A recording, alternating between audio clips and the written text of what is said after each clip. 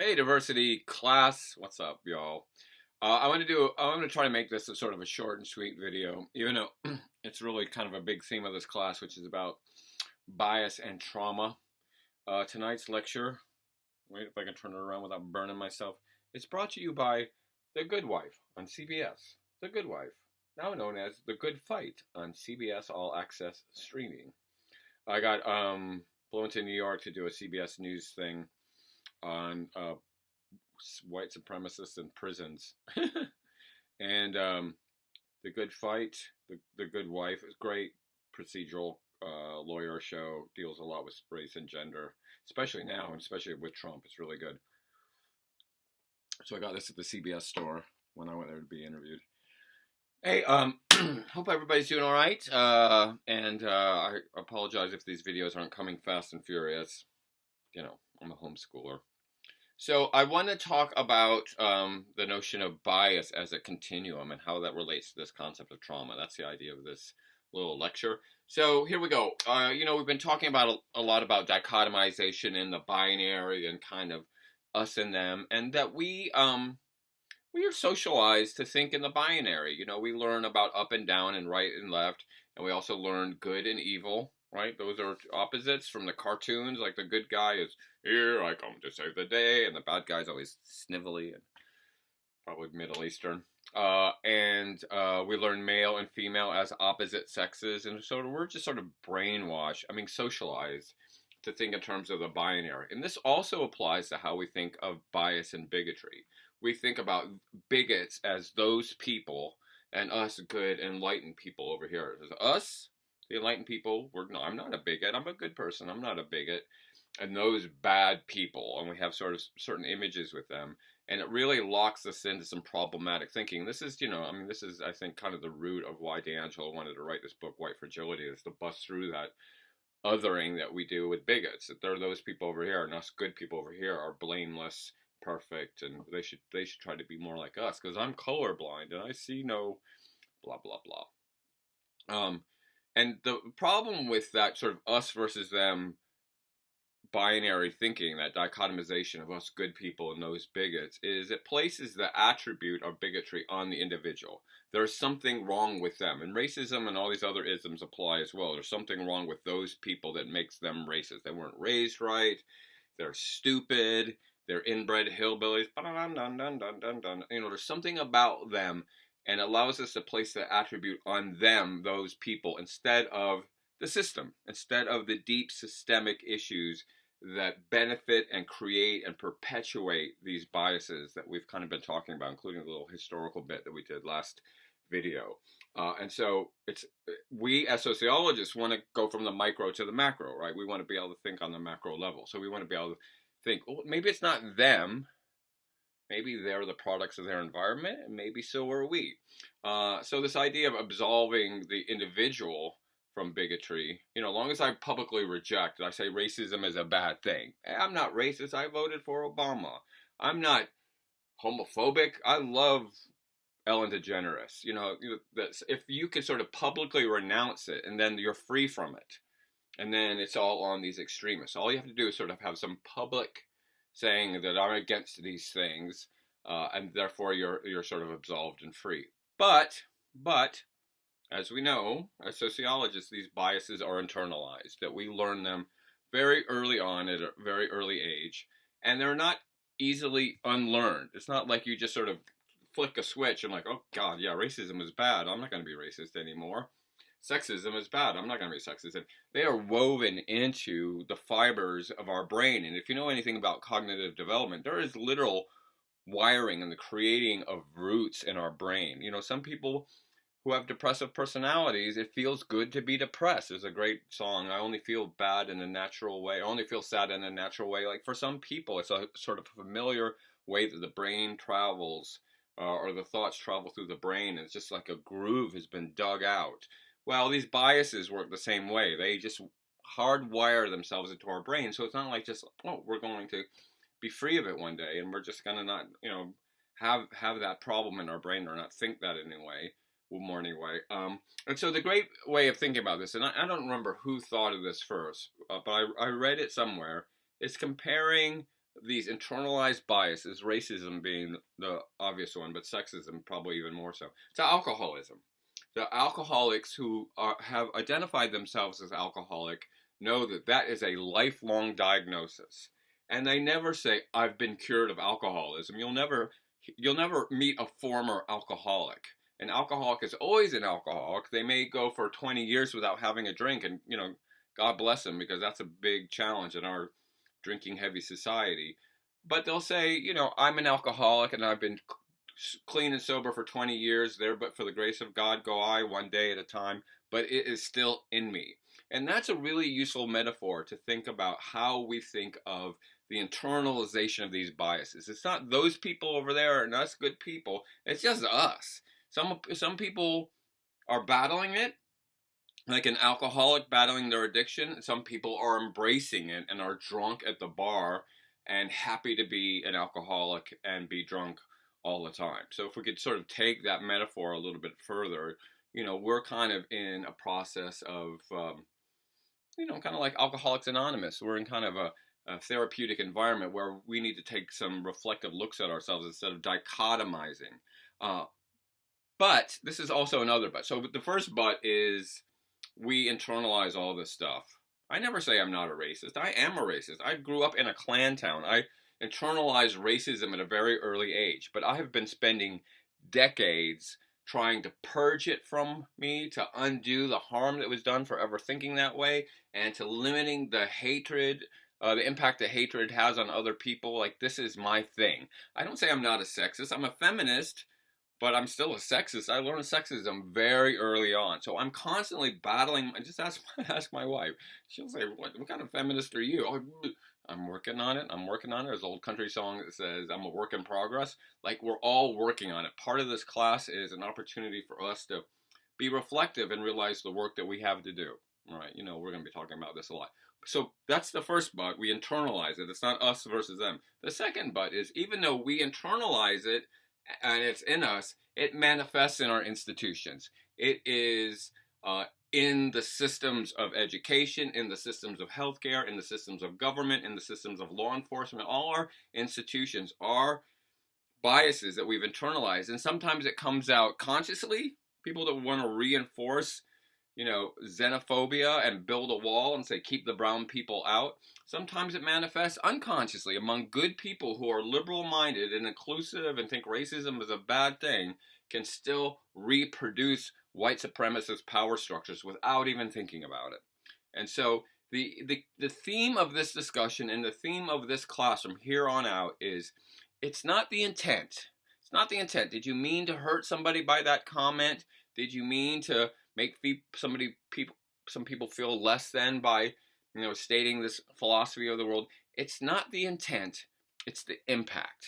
It's not the intent, it's the impact. What is the impact? Even if you didn't mean anything by it, even if it was just a joke, even if you didn't know that saying gypped is a derogatory term for the Romani people, doesn't matter. We're talking about the impact of these things on people in the form of trauma. Okay, so that is going to be this theme. It's not the intent, it's the impact. So then we say, who are the bigots? Who are the bigots? And we tend to, if you were just sort of ask the average person on the street, excuse me, we're doing a survey. When you think of bigots, who do you think of? And they would talk about racist. They would talk about Klansmen. They would talk about, some people might talk about Donald Trump. Some people might talk about, misogynists. Some, they might have these really clear ideas. Very few of them would say, who are the bigots? Well, I'm one, but I'm trying not to be, right? You were probably not going to hear that from the person on the street. Who are the bigots? Well, yeah, I've been really struggling with some of my ableism lately. I didn't realize how deep, you're not going to hear that. It's going to be about those people over there. And I'll just tell you a little story about this. Is I do a lot of talks at high schools, or at least I did before all this craziness broke out. I've never said no to an invitation to come to speak to students. And increasingly, it's been middle school students. And of course, they want to know about the work that I do and about going undercover in the white supremacist movement. And they want to hear about Klansmen and Nazis. And then I say, well, okay, we're going to talk about that. But let's talk about some other things. Let's talk about saying, that's so gay. Or don't be retarded. Or some of the stuff that gets used, and they're like, what? I thought we were going to talk about Nazis and we are going to talk about us. I'm like, yeah, we're going to talk about us, including myself. We're going to talk about this hatred, this bias as a continuum. It's not just those Nazis. Those are the fun guys to talk about because they just wear it literally on their sleeves with a swastika. We do some of that same stuff, and it's not the intent, but it's the impact. It's the impact. If you're saying that's so gay and you got, a gay kid in your class next to you, they're thinking, oh, God. If you're saying don't be retarded and you've got a kid in your class who's got a developmentally disabled little sister, they're thinking, oh, there is an impact of all that. That is not as bad as the Holocaust, but it's still bad. It's still bad. So we're going to kind of talk about something that I've been talking about it this way, and then I didn't know there was an actual diagram. I was on a like a webinar, and they were talking about something called the pyramid of hate. I'm like, wait a second, that's what I talk about. I usually talk about it as the continuum of hate, but there's this discussion of something called the pyramid of hate, and I'm going to put it on this video, but I'm also going to email it to you so you have it. And so this is the way the continuum works. At the extreme, or in this case, the top of the pyramid, because the top of the pyramid is the smallest, you have genocide. Right? You have the organized effort to remove a group of people from the face of the earth.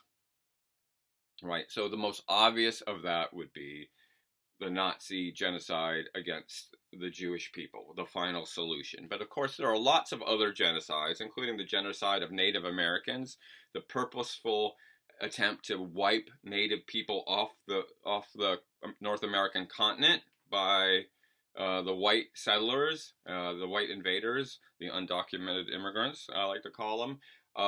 We could talk about the genocide that's happening right now among the Rohingya people in Southeast Asia, in Burma and Bangladesh, and the incredible, brutal murder. And you think, God, if I was around in Nazi Germany, I would have stopped that. Well, it's happening right now. It's happening right now in Burma. There are babies being burned alive because they're Muslim.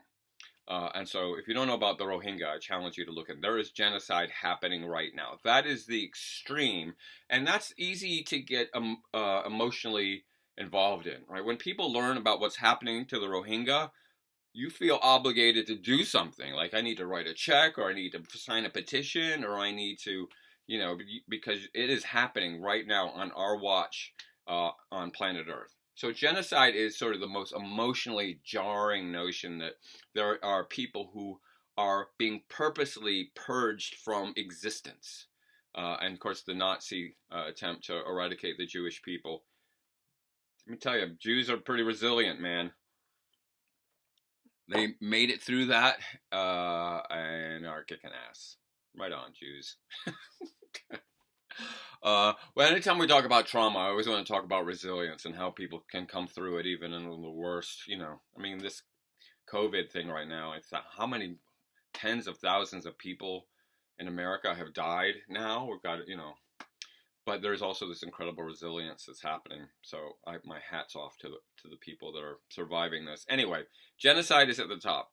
At the next level down, we have what we would call hate crimes or bias crimes. Crimes that are motivated by hatred towards a category of people. And we're going to get into like the full the definition of hate crimes and what it looks like. But if you think about people being murdered for their religion, or having their church burned down because it was a black church, right? These are sort of extreme forms of crime that are motivated by bias. They happen because of the bias. We call it the but-for criterion. That Matthew Shepard would not have been murdered in Laramie, Wyoming in 1998 if he hadn't been a gay kid. His homosexuality was the thing that drove these guys to kill him. So we're going to talk about the impact of hate crimes. And so those are pretty, we have about 8,000 hate crimes reported. It's kind of roughly stayed around that number, but around 8,000 hate crimes reported in this country a year. It's just the tip of the iceberg because so many are unreported. I mean, it's like the COVID thing now. I mean, they just found in New York about 3,000 more people died that hadn't been diagnosed yet, but they probably died because of coronavirus. So hate crimes are hugely underreported, but we get... the estimate is that number is probably 15 times greater, that 8,000 a year. And then we have acts of discrimination on the next level down, where people are prevented from doing things that other people are allowed to do because of the color of their skin, because of their religion, because of their sexual orientation, because of their profession. There is a whole bunch of cases that are now coming through the pipeline in Oregon of people who are being kicked out of their apartments because they're healthcare workers. And the landlords are worried that they'll have sick people in their building, and they're kicking these people out who are on the front line, who are risking their lives every day, and then are being told to get out of their apartments. So, these types of discrimination still go on in this day. And so, that is something that is not from the past. We have plenty of examples of discrimination happening now. So discrimination is the next level down. And then the next level down, and again, since this is a pyramid shape, you get more as you go down the pyramid. It gets sort of more and more people involved in these things. And the next level down, you get sort of what we might call overt acts of bias. People bullying people because of the color of their skin or their religion or their national origin. We get people, saying like overtly racist things to people, and just the sort of ridicule that happens. And this can happen. It's important to point out this can happen on an individual level, but this can also happen in the media. These sort of overt acts of bias. We were just downstairs. Cozy is watching a movie called The Life of Pets 2. It seemed like a cool family-friendly movie with bunnies and stuff. And there's a bad guy in it. He's a zookeeper. They should have made it like, the Lion King. Mufasa. They should have made it like a Tiger King, but they made this bad guy in the movie have a foreign accent. I think it might be a Russian accent. But how many of these animated movies does the bad guy have the accent of a foreigner? And I'm thinking my daughter is hearing this and is hearing, foreign accent is the bad person. That's the person I'm supposed to be scared of. I would say the person you should be most scared of are like the bankers and whatever the American banker accent is. Those are the people that really screw you over. Sorry, bankers. That might be a generalization. There are some good bankers in the world. But, that is an overt act of bias. When you're watching it, and my wife and I are just looking at each other like, really? Really? Another animated film with a bad guy with a foreign accent. There you go. And then on the bottom of that is the most common, or what we might call the microaggressions. The microaggressions, which we're going to spend a little bit of time talking about today. The microaggressions are the well, here's the definition. And I do a lot of trainings around microaggressions, and so this is my definition of microaggression. It was actually coined by a professor at Harvard in 1970 named Chester Pierce. So the term's been around for a while, but I kind of like cobbled together what I thought was an easy way of describing what a microaggression is, because it's a term you hear a lot. I wanted to give you sort of the Randy version of it. Microaggression is a verbal or nonverbal, and I'll put this up on the screen, a verbal or nonverbal action that communicates hostility or prejudicial attitudes to a member of a historically marginalized group, which means you can't microaggress against white people or against men because they aren't historically marginalized. You can say bad things about white people and it doesn't really carry the same weight. And it's committing a microaggression. And there is also, I was doing this training with these lawyers, and one of them took umbrage at the term microaggression. He's like, these things are it's a pretty big deal. Why you say micro and it makes it sound like it's small and insignificant. The reason the term micro is used by this Harvard psychologist who started it's interactional. It's happening on a one-to-one basis. It's happening between you and me on a street corner or you and me in a classroom. That micro doesn't mean it's small and insignificant. They're hugely significant. But micro just means interpersonal. So I want to be clear on that. And they can be brief, everyday exchanges, the way people talk to each other. They can be intended to aggress, to hurt someone, to offend them, or unintended. And I would argue the majority of microaggressions are unintended. So let me give you some examples here, and then I'll mention some that came from my students. So an example of verbal aggressions might be jokes, telling, racist jokes, telling jokes that are ableist. When I was a kid, it was very common to tell um, uh, um, very Polish jokes. I was trying to remember; it's been so long. Oh my gosh, jokes about Polish people, like Polak jokes. So how many Polacks does it take to screw in a light bulb? Blah blah blah. Blah. Polish people are awesome, and they certainly don't deserve to be the butt of all these jokes. But hey, I'm not meaning it's just a joke. I don't mean anything by it. I'm just being funny. There were jokes about people with disabilities. What do you call a kid with no arms or no legs? First base. Like that is something that sticks in my head from elementary school. Like how horrible is that? So they can be jokes. They can be coded compliments. No, you are very blank for a blank. You are very well spoken for a black guy, or you are. Hey, I didn't expect to see someone like you here, right? Where you're trying to be complimentary. Part of this is, oh, I really like your hair, right? Those types of comment. Solange, where are you, Solange? Has a great song on this album. Don't touch my hair. Like as a black woman, so many white women go, oh, your hair's so beautiful. Let me touch it. She's like, no, don't touch I don't care. Keep your obsession with black hair to yourself. Leave me alone and stop fetishizing my hair. So, Solange, is this on the mix? We need to put this on the mix for the class. Don't touch my hair. And exclusion. When you're talking and leaving people out of the conversation, when you're talking about something happening and you're not acknowledging the fact that women might be participating in it, you're just talking about the men.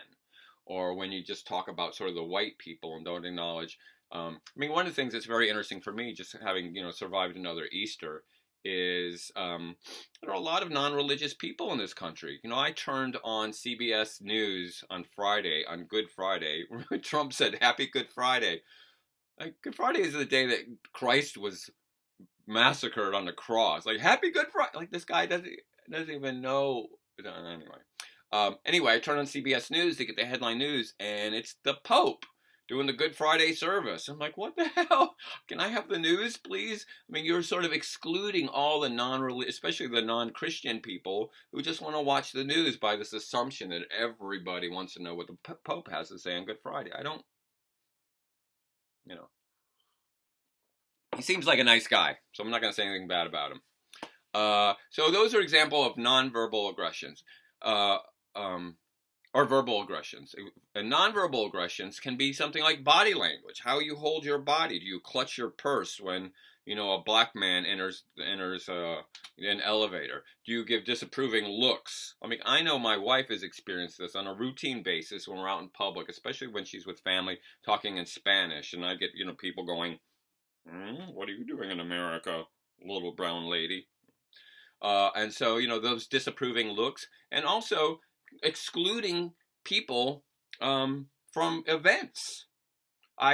This is one of the things. I was so glad that I was the one this person came to. High school reunions. I would encourage people to go to high school reunions. I know sort of Facebook has ruined it, but it's fun to catch up with your old pals. My high school, Reedian High School, class of '81. Man, my senior picture is scary.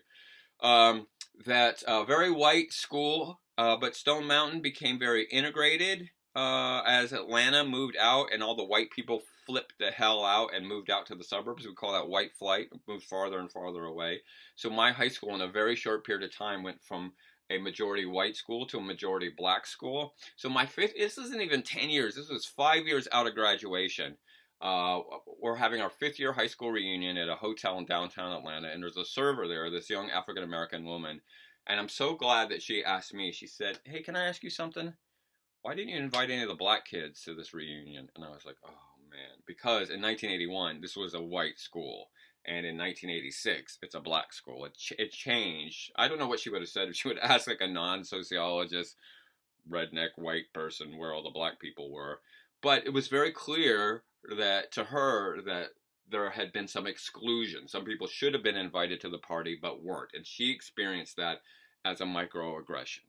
So the question then is, I wanted to give you an example of some. We talk about microaggressions in my social problems class, and some of you were there. and I just had the students come up with sort of a list of things that they would see as microaggressions, little unintended things that just sort of add up. So here's the list that came from the winter 2020 social problems class. Catcalling, saying there are no black people in Portland when there are, saying that you don't drive because people without cars often can't afford, or people without money can't afford cars. Saying, well, my friend is black when saying something racist. Crossing the street when seeing a homeless person, asking an Asian person for math help. Man, I was guilty of this in college. Assuming Latinx people know all great Latin music, locking car doors when in a poor, quote-unquote, sketchy neighborhood. And I would argue saying something is ghetto or a neighborhood is ghetto would be added to that. Moving away from minorities, that's still mountain. Mansplaining, right-handed desks, right? We haven't even gotten into the bias that left-handed people face. Asking biracial people if they were adopted. Suicide jokes, asking where you're from, discrediting the accomplishment of black icons like Kobe Bryant, asking what race you are, not paying attention to someone's chosen gender identity, assuming that if you're young, you're dumb, asking a Latina if a younger child is her kid, asking why are you eating that? You should be eating. Don't you want to be worried about your weight? I think it was a female that wrote that. Asking a gay person who wears the pants in a relationship, asking gay people how they do it. Changing the way you talk to try to fit in, saying you're pretty for a black girl, men talking over women, assuming Latinos just love tacos, asking a female coworker to get coffee, acting weird around Asian people because of the coronavirus. And that was just a few of the ones that came up. And there are endless numbers of these microaggressions. And so why are we talking about this? Well, first of all, we want to stop doing it. We want to be able to see when we do it, when it happens. And I microaggress, certainly, is to understand the impact of this. And the impact of this, and we're going to use a word that people, I think, have a better understanding of now, which is trauma. What do we mean when we say trauma? When we're talking about trauma, you know, the classic image, I think, when we think of trauma is someone who's been in a horrible accident. So there's a physical trauma, but also someone who's been to war, that there is a psychological trauma, right? People who come back from war have something that sticks with them. And now we have a diagnosis, right? Post-traumatic stress syndrome, PTSD. That's kind of a relatively new concept. PTSD comes online as a diagnostic term in 1980. And it had to do with a lot of soldiers coming back from Vietnam and not being able to adjust back into the normal into civilian life because of what they saw, right? And this isn't something that just Vietnam soldiers experience. Korean soldiers, World War II, World War I, all soldiers of war bring back with them the psychological scars of war. The story I tell is getting to go see a special screening of Saving Private Ryan, the movie about the D-Day invasion, with some honest-to-God World War II vets. Some of them were at Normandy. And if you've seen that movie, the opening scene is them landing on the beaches in France, and it's incredibly realistic. It's not like an old John Wayne war movie. It is people blowing up, getting shot, bullets shooting through the water. Your best friend right next to you is gone, and you have to keep... I mean, it is insane, that opening scene of that movie. And there were guys there who were in their 60s and 70s who were there in 1944 that were just shaking. There was this thing that happened decades earlier. All of a sudden, they were right back there. And I saw, you know, grown men, like, I saw a guy sort of get up and walk out. I saw another guy, like, I think he was throwing up into his hands. And it was just all of a sudden. And people were like, what, you know, the non-World War II vets, the other vets, including the Vietnam vets, knew exactly what was happening, that these guys were being thrown back into that moment in 1944 and we're reliving it all over again. So trauma can be long-lasting from traumatic events. And so this can happen, you know, for a Vietnam veteran, 30 years out, 50 years out now, can still be sent back to the battlefield from the sound of a car backfiring, or maybe being surrounded by Southeast Asian people and having sort of a flashback. I mean, there are all kinds of things that can trigger that. We also know this trauma can be similarly long-lasting for victims of violence, especially sexual violence. So we have much more of awareness now about talking about the trauma associated with child abuse and sexual abuse and how those people can have long-lasting scars. I experienced this in a way that I didn't even think about. I was teaching my criminology class at University of Oregon, and I was doing a whole thing about rape, talking about the statistics of rape, talking about how people are most likely to be raped by somebody they know, that only 22% of rapes are by strangers. And I'm just running down the statistics, and I'm trying to basically break the stereotype that women should be more afraid of the guy that they live with than somebody coming out of the bushes in a parking lot. And there's a woman in the second row of this class, this young woman, probably 20 years old, bursts into tears in the middle of this lecture, gets up, walks out of the room, and never comes back. She never came back to that class. I re-traumatized her with my callous running over the statistics of sexual violence. I was reminding her of something that happened to her, and it could have been something that happened, the night before, or it could have been something that happened when she was 10 years old. So trauma can be long-lasting. We also know that trauma can come from chronic sources like poverty, and not knowing where your next meal is coming from, or not knowing if you're going to get kicked out of your apartment, or not knowing, just sort of the ongoing battle of trying to, make ends meet. That can also be a source of trauma. Just like a chronic abusive situation could be traumatic, a chronic poverty situation could be traumatic, and those scars manifest in different ways. They manifest in some pretty ugly ways, and we'll talk about this a little bit later, but there are higher rates of depression, higher rates of suicide, higher rates of eating disorders, higher rates of drug addiction. I mean, there are endless social ills that are associated with enduring trauma and not being able to heal from trauma. Okay, so in my social problems class last quarter, we read a book called Post-Traumatic Slave Syndrome, and it talks about the cumulative effect of trauma on African Americans that begins with slavery but never ends. And Joy DeGree, the wonderful PSU professor who wrote this book, makes the case that when slavery ends in 1865, there's no recognition that, hey, these people have been traumatized, they might need a little bit of help. No, we go right into Jim Crow, and there becomes more trauma, and waves and waves and waves of trauma. So the issue I want to get here, and I'm just going to briefly touch on this because I just want you to think about it a little bit, is the cumulative effect of trauma, of all these levels of trauma, from genocide through discrimination all the way down to microaggressions on the psyche of people who are members of marginalized populations, of knowing that there are people who want to kill you, people who want to remove you from society, people who spend all their time online talking shit about you because of your religion or the color of your skin or who you love. There is a wave of people who would snap a finger and have you removed from the planet if they could do so.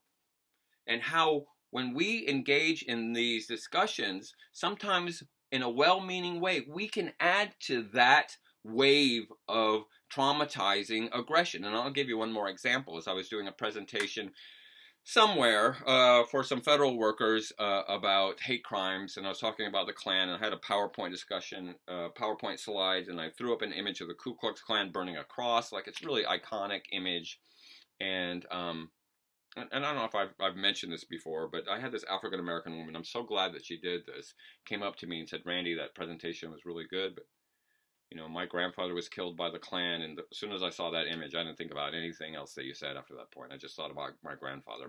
I went to a completely different place, that I had traumatized her just with an image on a PowerPoint slide.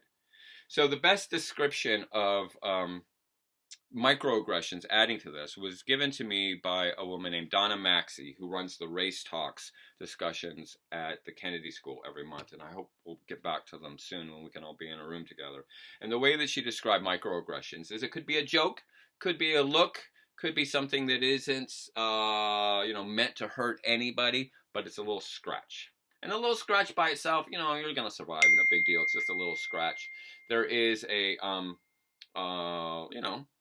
we get scratched and we're okay. Hey, stop doing that. But if you get another scratch, oh, great. And then you get another scratch, it starts to get annoying, right? And you get another scratch, and pretty soon you have an open wound. And another scratch comes, and that wound gets a little bit deeper and a little bit bloodier. And you can't heal from the first scratch that you got because here comes another scratch. And it starts creating these deep ruts in you that are now a part of you. These wounds, these little things here bigger things there. These microaggressions create this cumulative effect on someone, and now they're wounded. And now all I can think about is that open wound on my hand, and here comes another one. So I'll end with one little story that helped me to see this much more clearly. And this is me being guilty of doing this. Is I was a year ago when my daughter was in preschool. I dropped her off a little bit earlier than normal at her preschool right down the street in Northeast Portland. And there was an African-American teenage boy sitting on the steps of the school, hood up on his phone. And there was a little something in me that was like, oh, what's going on here? What's going on? We're going to talk about implicit bias. But there was a little thing that from my internalized white supremacy that said, danger, Will Robinson, blackmail equals threat. I just want to protect my daughter. I just want my daughter to be safe. So I walked sort of around him and went in the other door of the preschool, just on autopilot, not even thinking about, what was going on. Just this sort of gut reaction. Oh, black male, be careful. And then when I came out, he was getting on the school bus.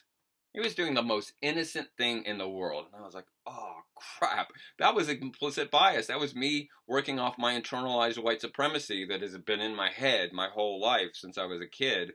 But then he looked at me, and he gave me this look that I will never forget. And it was like, what do I got to do? What do I got to do? I'm going to school. I'm doing exactly what I'm supposed to do, and you still treat me like I'm a thug. You're still afraid of me. And for him, it was a little scratch. And I'm sure he will get several more scratches before the day is out. And so that has an impact. That has an impact on people. So what we want to do in this enterprise is figure out how we can recognize that we do that. And we do it to women, and we do it to people with disabilities, and we do it to left-handed people, and we do it to all kinds of people. How we can kind of interrupt that, and part of that is being our willingness to talk about these things and not be so freaking fragile. I don't want to talk about it. That in itself is a microaggression. You're playing the race card. That's a microaggression. I'm not a racist. That is a microaggression.